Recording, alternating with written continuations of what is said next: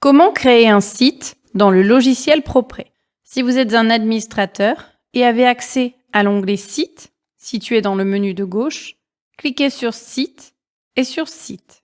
Vous aurez la possibilité de créer un nouveau site directement via le plus vert situé au niveau de la page des sites, où vous pourrez créer un site en passant par le raccourci Ajouter un site.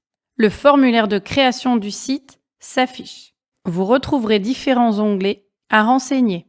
L'onglet Général, Période, Prestations et tarifs, Période de fermeture, Collaborateurs, Affectation de stock, Instructions, Clés et accès, Terrain et enfin Paramètres. La première chose à faire dans l'onglet Général va être d'indiquer le nom du site et de sélectionner le client rattaché au site.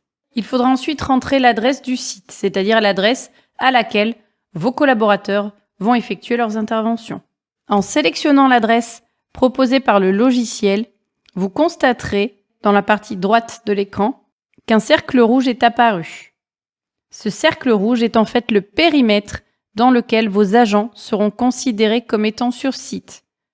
Ce périmètre, cette zone, doit être configuré en dessous dans la partie rayon, c'est-à-dire qu'il va falloir sélectionnez au plus près le rayon d'action dans lequel vos agents vont travailler. Déplacez-vous au niveau du rayon, soit pour l'augmenter si votre site est plus grand que celui proposé, ou réduisez-le afin de ne conserver que la zone ou le bâtiment dans lequel ou laquelle l'agent va intervenir. Vous pouvez déplacer le pointeau afin de resituer votre site et vous pouvez zoomer pour bien vérifier que vous avez pris la totalité du site.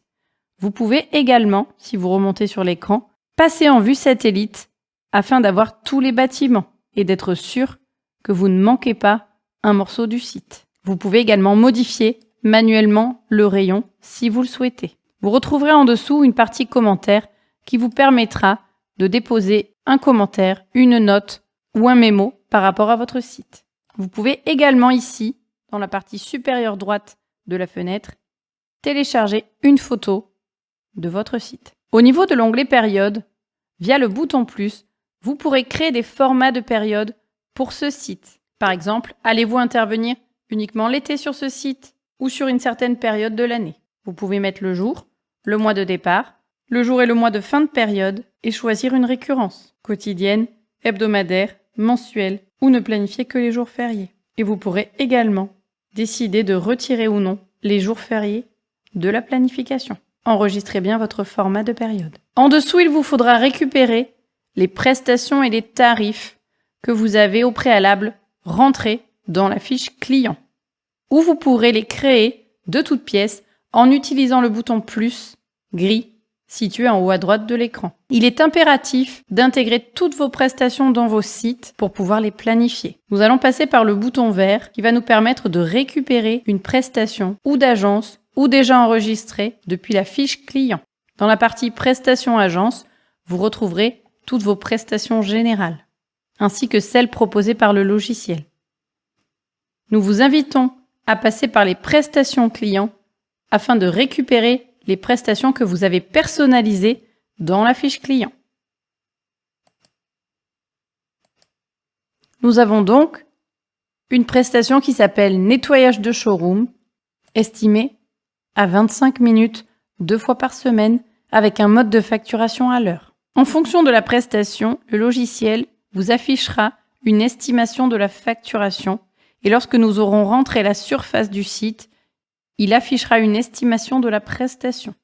En dessous, au niveau de la partie planification, il a repris par défaut la fréquence, la durée, le rythme et les jours de planification déjà préenregistrés dans la fiche client. Vous pouvez modifier ces éléments si pour ce site-là, finalement, par exemple, l'heure de début n'est plus à 10h, mais à 11h, ou n'est pas un mercredi, mais un mardi. Au niveau de la facturation, nous avons une facturation à l'heure par défaut, matérialisée par un point vert, qui indique que c'est ce mode de facturation qui a été déterminé à la création de la prestation. Nous avons ici, en cliquant sur l'heure, un tarif de 19 € de l'heure qui a été pré-rentré. Il a été également demandé d'afficher le détail des opérations au niveau de la facturation. C'est-à-dire qu'en dessous, dans la partie opérations et tâches, si nous déroulons la liste, nous aurons l'opération nettoyage des halls et les tâches aspiration mécanisée, spray marbre et lavage manuel des sols qui apparaîtront dans la facture puisque cela a été demandé ici dans la partie facturation. Vous pouvez évidemment modifier les tâches et les opérations préenregistrées dans la prestation client. Vous pouvez créer des tâches de toutes pièces, retirer les tâches existantes ou récupérer d'autres tâches depuis votre catalogue de tâches. Pour la partie terrain, c'est-à-dire pour les agents sur site, vous pouvez ajouter des instructions concernant la prestation nettoyage des halls et des documents en pièces jointes. Ces éléments seront repris par les agents depuis leur application. Indiquez la surface de la pièce, par exemple ici le showroom de Saint-Césaire. En remontant, le logiciel vous affiche une estimation de la prestation en fonction des rendements des tâches enregistrées dans la prestation. C'est-à-dire que pour faire du nettoyage de showroom avec de l'aspiration, du spray marbre et du lavage manuel des sols, il faudrait pour une surface de 35 m², 1h10 de prestation versus 25 minutes estimées. Il vous faudra donc modifier et ajuster les rendements de vos tâches afin d'être au plus juste au niveau de l'estimation de la prestation. Si l'estimation de la prestation est plus élevée que votre estimation, ce n'est pas grave. Cela vous permet juste, potentiellement, de vérifier et d'ajuster toutes les tâches et les opérations que vous proposez pour la prestation. Et si besoin, vous pourrez augmenter le temps de nettoyage de vos agents ou rajouter un agent supplémentaire au client. Et enfin, si vous souhaitez que les agents remplissent un bon d'intervention sur ce site pour cette prestation, vous pourrez activer le bon d'intervention obligatoire. Vous pouvez modifier votre tarification de jour et éventuellement passer les coefficients pour lesquels vous n'appliquerez pas de majoration à 1. Si vous n'appliquez aucune majoration sur ce site. Vous pouvez indiquer également les tarifs de vos tournées et votre limite de durée de tournée. Au niveau de l'onglet période de fermeture, vous allez pouvoir renseigner toutes les périodes de fermeture du site. Par exemple, si le site ferme pendant l'été, pendant les fêtes de Noël ou à certaines périodes de l'année. Mettez le titre de la fermeture, la date de début et de fin et éventuellement créez une récurrence à répéter tous les ans. Lorsque vous aurez enregistré vos périodes de fermeture, si vous essayez de planifier le site sur une période de fermeture, le logiciel vous l'indiquera. Au niveau de vos collaborateurs, vous aurez la possibilité ici de passer certains agents en favoris ou de les interdire d'être planifiés sur le site. Par exemple, si un client ne veut plus revoir le premier agent, cliquez dessus et passez ce collaborateur ou cette collaboratrice en interdit de site. Nous ne pourrons donc plus planifier Corinne si nous l'enregistrons comme interdite de site. Au contraire, si nous voulons la planifier en priorité sur un site, c'est-à-dire que si c'est un agent associé au site, vous pouvez directement positionner le collaborateur ou la collaboratrice en collaborateur favori. Ainsi, lorsque nous essaierons de planifier But Saint-Césaire, le collaborateur ou la collaboratrice remontera en tête de liste, accompagné d'une étoile verte. Les favoris de site remonteront en priorité par rapport au reste de vos collaborateurs et les interdits descendront tout en bas de la liste. Au niveau de vos affectations de stock, si vous avez opté pour le module de gestion complète des stocks, vous pourrez rattacher des éléments de stock à votre site ici en important une référence de stock depuis votre catalogue de stock. Pour les sociétés qui ont opté pour la gestion simplifiée des stocks, vous retrouverez un onglet matériel dans lequel, via le bouton Ajouter du matériel, vous pourrez intégrer le matériel prêté à vos sites. Vous pourrez rentrer une description, mettre un commentaire, affecter des quantités, mettre un statut, préciser le type de matériel et joindre éventuellement des documents en pièces jointes. Lorsque vous cocherez la case Demander sur site, vous rendrez disponible auprès de vos agents qui ont l'application Terrain la liste du matériel à prendre sur site. Vous pouvez ajouter autant de matériel que nécessaire et supprimer des anciennes affectations.